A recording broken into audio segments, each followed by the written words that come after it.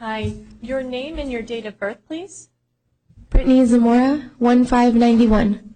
And appearances, please. Scott Wolfram for the state, Your Honor. You're here on a new case out of Superior Court for 4 counts of sexual conduct with a minor, Class 2 felonies, 5 counts of sexual conduct with a minor, Class 2 felonies, 2 counts of child molestation, Class 2 felonies, and 1 count of obscene material transmittal, a Class 4 felony.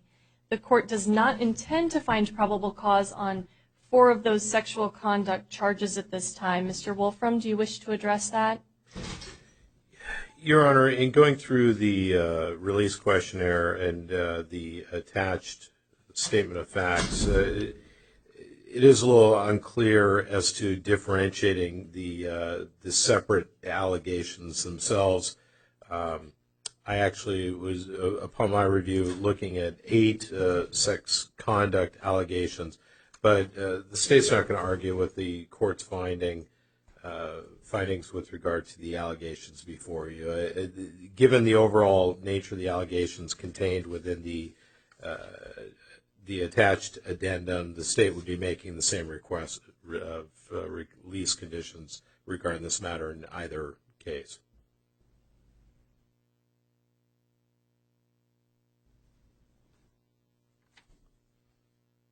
The court does see that, and the court agrees with the state. So the court is finding probable cause with respect to 8 counts of sexual conduct with a minor, again, Class 2 felonies, 2 counts of child molestation, Class 2 felonies, and 1 count of obscene material transmittal, a Class 4 felony.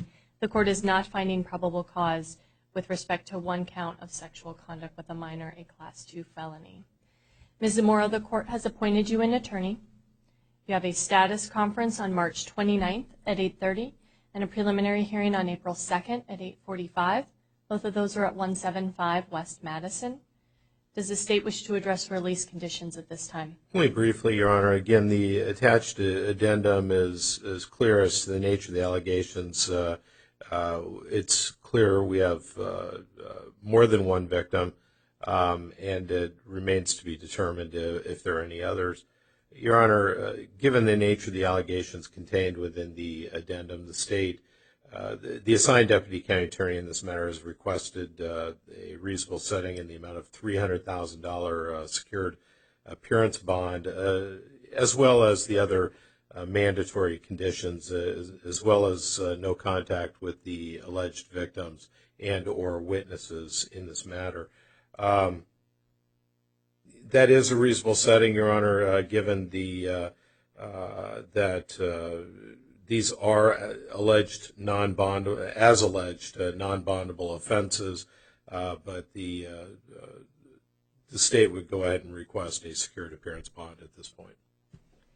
Now, Ms. Zamora, if you would like, is there anything you'd like the court to know with respect to release conditions? I don't want you to address the charges because your attorney's not here, but the court has to make a decision as to what to do with release today. So is there anything you'd like me to know about releasing you or a bond? And if you don't have anything to say, that's okay as well.